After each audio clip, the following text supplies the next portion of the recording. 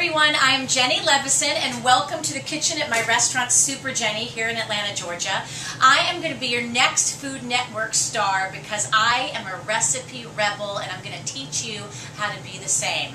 I like to take recipes, just sort of read them for the guidelines and then throw them in the trash and make up my own versions. So that's what we're going to talk about a little bit today. I thought I would make for you my special Brunswick stew.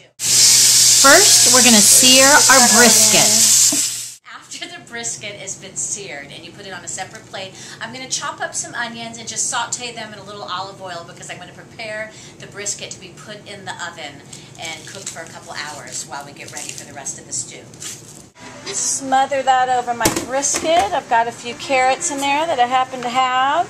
And then you can really use anything you want, but I'm going to do red wine just because I had an open bottle, which I'm not going to drink. You can use chicken broth, vegetable broth. We're also going to need a good 2.5–3 pound chicken. I've put it in the oven to roast just with a little olive oil, salt, and pepper for about an hour. So while that's cooking, we're going to start with our stew part of the portion. First, you want a couple nice-sized onions. And the summer Vidalia onions are in season, and they are my favorite onions. So we're going to chop up a couple onions, and we're going to heat up a hot pot, and we're going to start sauteing our onions. So we've got our hot pot going. I've drizzled a little bit of extra virgin olive oil in there. A little bit is all you need. And we're going to start sauteing. There's three great components of a great Brunswick stew besides the brisket and the chicken we're going to use today: okra, lima beans, and corn. I've got the brisket and the chicken that came out of the oven. I've taken all the brisket and shredded it, sort of like a ropa vieja. And then I took the chicken and took it off the bone, all the meat off the bone. All right. Over here we've had our sweet Vidalia onions sauteing.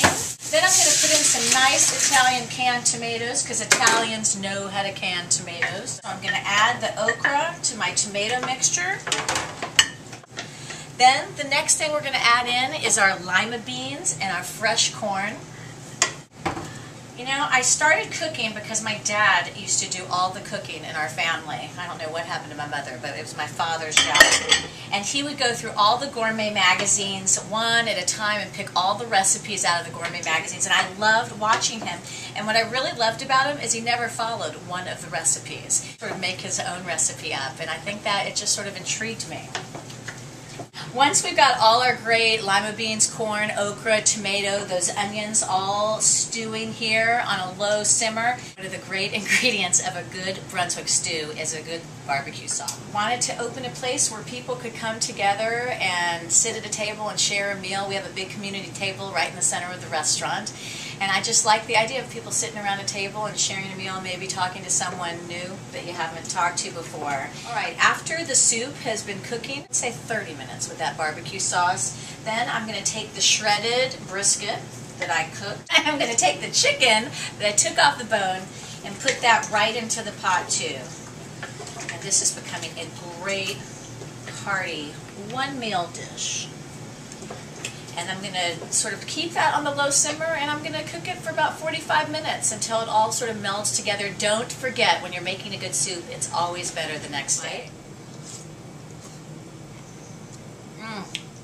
All right, everybody, thanks for joining me. Don't forget, I'm the recipe rebel. Don't be scared to cook by reading all those cookbooks and magazines. They're just great guidelines to get you in the kitchen and to start cooking.